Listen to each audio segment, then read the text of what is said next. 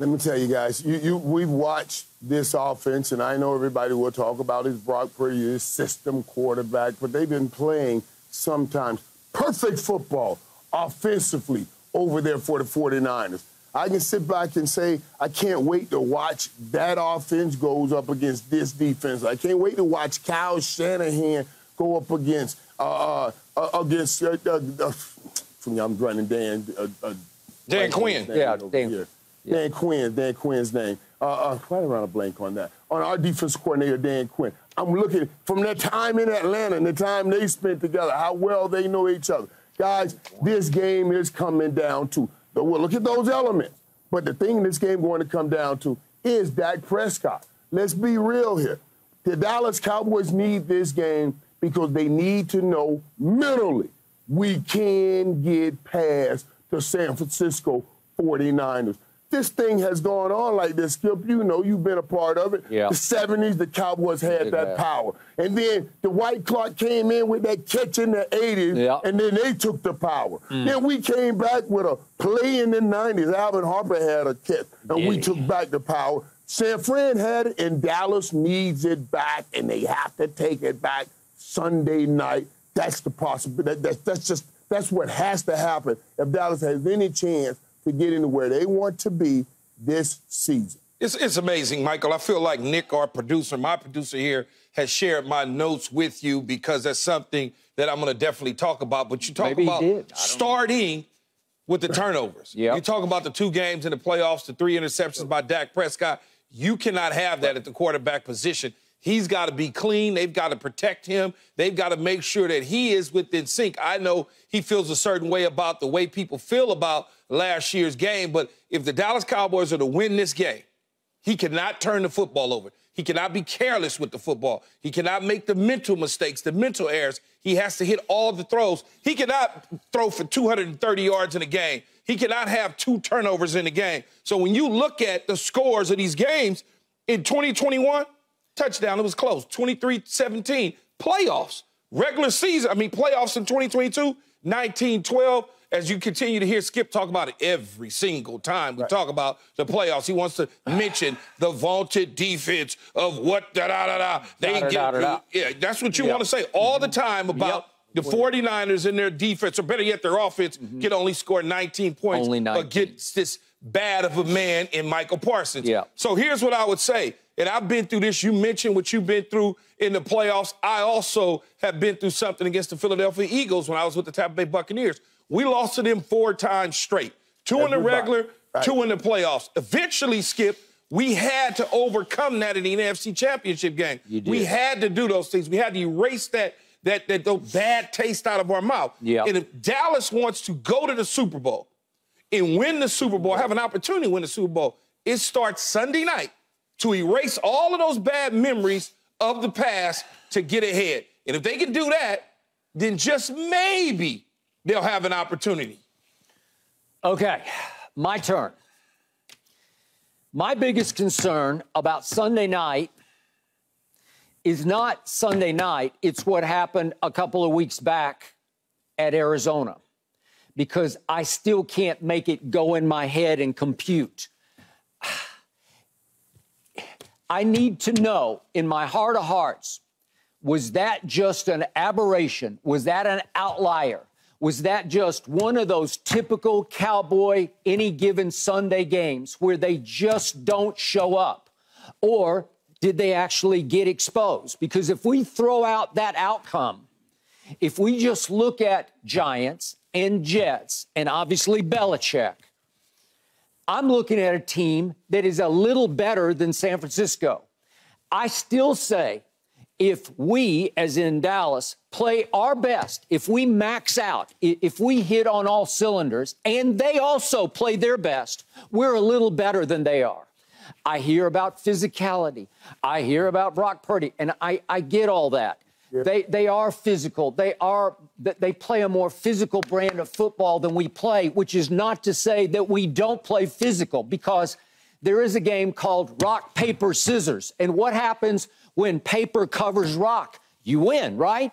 I believe paper can cover rock, because when I look at our defense, it's just better than San Francisco's. You guys throw at me, you and this is obviously you, Keyshawn, and Richard. If we go player by player, if we do combine, if we do punt, pass, and kick, you say, oh, this. And then yet I told you guys yesterday, if I look at what my defense has done under Dan Quinn for the last 2 years and 4 games, we've taken it away 77 times to 55 for the 49ers over that same stretch.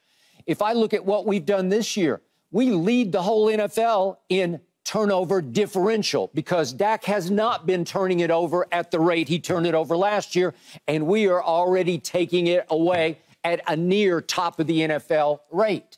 So to me, I'm looking at Micah Parsons. He doesn't have big sack total. He's got 4, which is tied for 6th. But when I look at every pressure category for Micah Parsons, when I look at every category, he is leading the league in pressure rate, pressures, pressure percentage. He leads in everything because he just gets after your quarterback with speed and quickness more than physicality. So it's all there. It all works. I even look at the 2 playoff games. Dak played poorly in both games. And yet, both times, we were right there. We had a chance at the end of the first playoff game and at the end of the second. We're right there. Yes. Who's your quarterback? Yeah, he's still there. Okay. So I just want to go ahead, keep going. I just want to remind you. All right. Mike McCarthy's still the head coach, and Dak Prescott's still the quarterback. Okay, go, Michael. Yeah. It's good. You're bringing up some good points too. And the thing is, you almost have to play a perfect game here. Let me tell you why I say this, Skip. They have so many weapons. So many weapons. And we're going to talk about Brock Purdy and his MVP possibilities. But he has so many weapons later on the show. He has so many weapons. And he is doing a wonderful job of getting the ball out of his hands. And those guys running out to catch yards. Dak has to match that. I heard what you said about Michael Parsons getting to the quarterback and leading in pressures.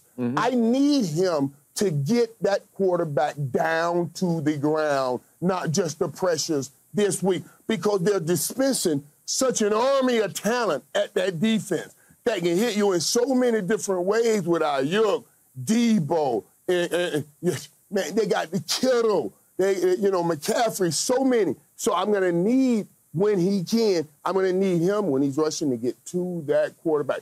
Here's a key thing, too. Dallas right now leads the NFL in third down percentage at 51%. You got to keep that. You got to walk in this game and walk out of this game with that being a proof. You got to keep that ball in your hands and keep it out of the hands of San Francisco 49ers. You got to convert those third down against this defense if they got any shot. Yeah, Michael, real quick. Dallas leads in time of possession per drive, 3 minutes and 33 seconds. No team in the NFL has held the ball consistently that long. So I'm seeing a lot of stats that are first. You're right. And yet there was one aberration, outlier, disaster game at Arizona that tends to make everybody think that San Francisco is significantly better than Dallas. Skip, Why? Why? Because why? Why they had that kind of game? Why? I couldn't even enjoy the win last week, Skip, like you, thinking about what they did the week before that. Why are they having those kinds of games? Okay, can I ask you? Don't have those kinds of games. Michael, question. I was there covering your team, the last team that won the Super Bowl for the Dallas Cowboys, the 1995 Cowboys. I was there all over it. I wrote a book about it. 27 years ago. Okay, but I'm just going to tell you what happened that year. The Washington, then called the you-know-whats, that Washington team went 4-12 with Norv Turner as the head coach. It beat you guys twice that year. Do you remember this? Yep, I remember. It beat you twice. Yes. And Barry Switzer, who I was very close with, still love him, he was so beside himself that he began to wonder to me out loud, was Troy's heart not in it? I'm talking about Troy Aikman because he was so close to Norv, and he wanted Norv at that point to come back and be his head coach. And Barry's wondering, well, is my quarterback not, is he just not into trying to beat Norv Turner? It was a terrible Washington team that you guys lost to twice because Dallas has had a long history of these kind of disaster games that you can't, they're inexplicable. Yeah, like, right. where did that come from? Where you just don't show up for whatever reason, and I feel like that's Right, what but happened Skip, at Arizona. But in that game, in those games, think about this. In those games, I remember those games. That's Norv Turner, who was the architect of our diamonds. He was. He understood how to attack, how to come back, and how to break down our offense. We talked about that. He knew. Let's take out Michael first. Let's take Michael out and we'll slow down. All right. Norv understood that. Arizona shouldn't have no architect design on the Dallas Cowboys this season, like Norv had on us that season. You see what I'm saying? That's the thing that I'm concerned about. And sometimes when you lose and somebody out-architect you, out-design you, out-scheme you, okay, you can take that. They got us today. But when you walk in a game like Arizona and you're not even ready to play, that's the problem. And we got to have that. We got to have the best Dallas Cowboys. They have to be ready to play mentally because they're going to have a physical football game. And in physical football games like this, you got to be ready to take those small increment gains and just keep taking that physical pounding because San Fran will do that. They'll pound that ball right at you. It's not one guy on either side, Arizona or the Dallas Cowboys, that remember the 1995-96 Dallas Cowboys. So let's just not go down that rabbit hole. I can promise you that. They're not. What happened. Those guys probably but I would argue there's probably 10 dudes on a combined team that was born back then. You mentioned Michael Parsons. I'm not buying that, Key. This is a huge rivalry, Key. I just told you this thing go back decades. 70s, 80s, 90s.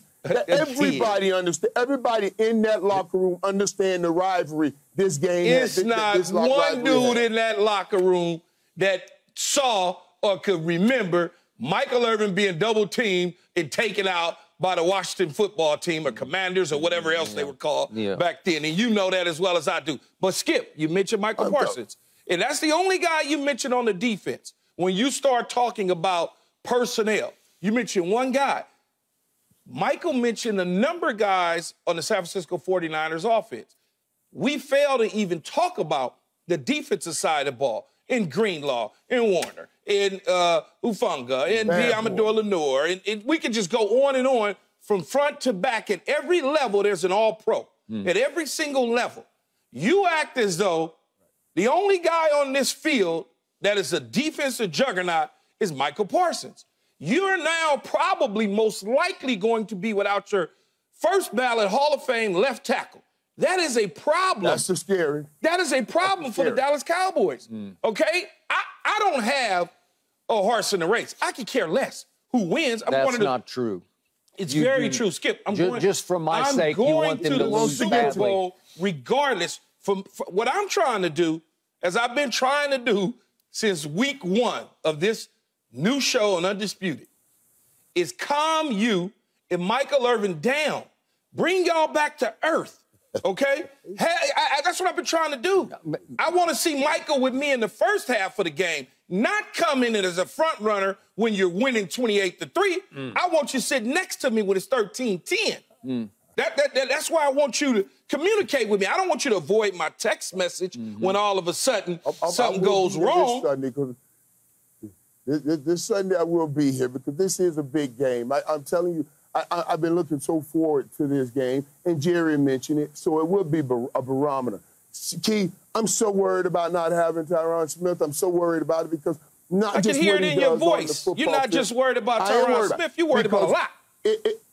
No, we need somebody to set that level and set that tone. When you watch the 49ers come out, who do you watch come out, Skip and Key? You know what y'all see? You see Trent Williams coming out. You see Deebo Samuel right there. Those are the tone setters right then. They have tone setters in that game, and those guys walked out first. That's why Trayvon Diggs, I told you guys, that's a tone setter. We're missing 2 all-pro tone setters on each side of the ball. That is huge right there. So absolutely, there's other guys got to step up. But I need Tyron. I need everybody to bring the best right now for this game Sunday night because they're going to need it. All right. Tyron Smith has not been there basically the whole year because a young man named Chuma Edoga has started 4 games for the Dallas Cowboys at left tackle. Have you heard his name called in a bad way in any of those 4 games? No, have you noticed him? Have you noticed him for the wrong reasons because he's getting... Can't say I have. Okay? Can't say I have. Somehow, some way, but he's been airtight. But also, Skip, he has not seen... But he ain't seen a Nick Bosa. He ain't seen what he's getting ready to see on Sunday night, Skip. This is a different level now. Each game is a different level. He sees it in practice. Yeah, he sees it in practice. He sees it in practice. But he's about to see something at another level right now. Are you really saying practice? I'm with you. Come on. I'm with you, as far as I don't want you to think, hey, Nick Bosa ain't an alien. We have an alien also. So he sees an alien in practice every day. He just has to be ready now to see an alien that's his enemy and not an alien that's his friend. But that alien that he's seeing that's his friend, he's seeing that how often in practice versus Nick Bosa 60 snaps in a game. There's a difference in practice versus... You trying to be slick with Skip, Mike, ain't gonna work with me. Didn't I hear all preseason how that Jets front was maybe the best in football? Didn't I watch on Sunday night that Jets front get after Patrick Mahomes? Didn't I see that? Good point. Did the Jets front get after Dak Prescott? I don't remember that. The kid Thibodeau for the Giants, he's pretty good. He had a couple of big sacks the other night. Did he get after Dak? No, he didn't get after. The Jets front played a certain way because of their damn quarterback, Skip. Come on, man. Oh, so now it's the quarterback's fault. You can't, when you are bad on offense, just like when the Dallas Cowboys are bad on offense, the defense suffers, okay? That is why Mike McCarthy decided, even though you high-flying, scoring points, leading the league, this is why Mike McCarthy decided to move on from Kellen Moore, because it hurts your defense when you do certain things. And now, look, the Jets front is good. Thibodeau's good. There's no question about it. But these dudes how about are different. How about Matthew Judon? I know he tore his biceps later in the game, but I didn't hear his name called. I thought Belichick's pass rush would get after it. Nope, they didn't get after Dak at all. Again, you're talking about a bad football team on the offensive side of the ball. It negates what you do defensively. What did your defense do against the Niners last year in the playoffs? They didn't play well enough to help win, but the offense was so bad that you couldn't win. You walked away with a 19-12 loss. Okay, and that brings me to last year's game. Go, Michael. Yep. Right, and let's talk about that, because I say in those games what we've had is a receiver playing well, and then nothing, I think, out of that second and third group. We need guys to step up. CeeDee had 100 yards last season. Year. And then when they played. I need number 2 receiver. I need a Brandon Cooks. I need a Michael Gallup to have a big game also, to beat this defense, to keep this team efficient. Key, you talked about why Mike McCarthy took over the play calling. And it wasn't moving the ball up and down the field, because the Dallas Cowboys did that great with Kellen Moore. Absolutely. And they're doing it great with Mike McCarthy. It's being more efficient and more careful with the ball in the red zone. So we've been talking about the struggles we've had in the red zone. It's because we've been more careful with the ball in the red zone. And they have to be careful with that ball in the red zone tonight. Dak cannot have any turnovers, and you got to get touchdowns. All right, let's go back to last year. Let's see what Dak did or didn't do, what he did to his own team, because the first interception he throws, it's 5:55 in the first quarter. It's still a 0-0 game. Yeah. Here we go. And this is just a bad idea and a bad throw. I mean, that is intercepted before it left his hand. It's just over and out. Lenore is he's run the route. He has run the route. I'm going to argue with you, Skip. Because he's so far. Lenore did a tremendous job. But the damn receiver stops. Okay, but hit your foot and come downhill. It is so covered. He is running the route. Regardless. Even if he had planted and cut back, it's going to get picked. If I'm watching you as a DB and you drive, I cannot stop and look at you drive. Okay. I know where you're going. You're going to the ball. Right. So guess what I need to do? I need to plant that foot in the ground, retrace back downhill. It's only 2 things that can happen. Still would have been picked. I'm going to break it up, or I'm going to catch it. That's it. So the defense stands strong and holds them to a field goal, and it's 3-0. Now we're later in the second quarter, 1:24 left on a 2nd and 2 at San Francisco's 18. So this is a red zone play, and it's just covered. It's double covered, and it's a bad idea, and you just gave up a potential 7 points or at least 3 in what's going to be a 19-12 game. You just can't. It's hard to overcome that against that team on its field, right? Then, I don't have no argument with that one. Thank you. That one I ain't got nothing to say. It's just a bad idea. I don't have nothing to say on that one. It's indefensible. All right, so now let's look at the next red zone because they went 1 for 3 in the red zone. This is going to happen with 10:29 left in the third quarter.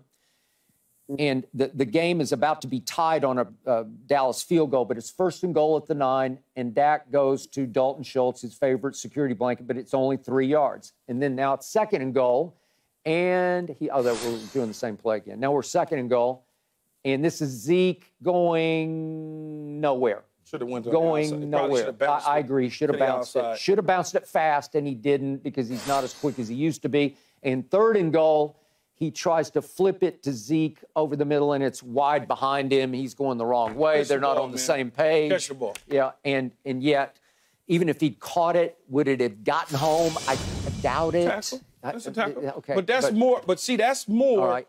And Michael can speak to this. Yeah. That's more of the field shrinking. If you're only getting so much yardage, the defensive backs know that. Yeah. And you got to dial up stuff that makes sense. All right. Okay. He's checking it down because he's not trying to force an interception. He's not trying to force it into the end zone. Okay, I got it. So we have to take a field goal, and it's still 9-9. So now let's fast forward to the end of the game. 2:56 left. This is 2nd and 10 at the 18. And when I least expected, a young man named Michael Gallup, who had a hard time coming back from his ACL, who never looked quite right last year, gets deep, and he's gone. He's 5 yards gone on this one. And Dak is short and wide right. He's got a pass rusher in his face, but he did not step into it the way you need to step into what could have changed the game because it could have tied the game. He is gone.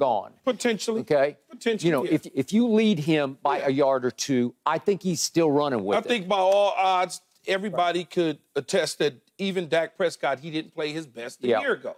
We all get that. That's why we started off the show, and I said that Dak Prescott has to play better. If they plan on going in, and Michael said it, everybody on the offensive side has to come to the party to match the physicality, number one, for the San Francisco 49ers and what those guys over there can do and what Brock Purdy's been able to do. It's funny because you keep saying but you have to keep one last go. Yeah, go, Michael. One last thing I want to say. And you were talking about Noah Brown when he should have put his foot in the ground and come back to the football. And when you're playing a team like the 49ers, and I talk about tone setters, I don't want you to put your foot. I want you to run his butt over. If he's going to sit here and sit on that route, this is a mentality game. That's what I keep telling you. I need you to run his butt over and come out of that route. You're setting the tone to everybody. I'm willing to hit you. I'm willing to set the tone. That's what we need out of Noah Brown. They're looking at you being intimidated. That's why you stop. He's set. You go through him. That's being physical. That's what they have to do. They have to send a message back to San Fran. If you're not going to send that message back, San Fran will deliver that message to you. So, Keyshawn, you're always saying you have to calm me down, calm Michael down. I think Michael is calmed completely down today because it sounds to be like Michael thinks that Dallas is not going to win this football game. Well, it sounds that way to me, too. That's why I said it earlier. It sounds like... But what I'm doing is telling these jokers what to do to get ready and stop messing around. Just because you got the star on the side of your helmet don't mean you're a damn star until you bring some rings. Put your trophy on the table. And this week, you got a real big chance to show people that you are working towards that trophy. That's all I'm saying. They got to show up. We got it. Up next, we're going to talk about, believe it or not, Taylor Swift, because the NFL is defending itself with so much focus on Taylor Swift. That's next. Thanks for watching, Undisputed fans. Do you want more highlights from the show? Make sure to click that subscribe button for all the exclusive content from Undisputed.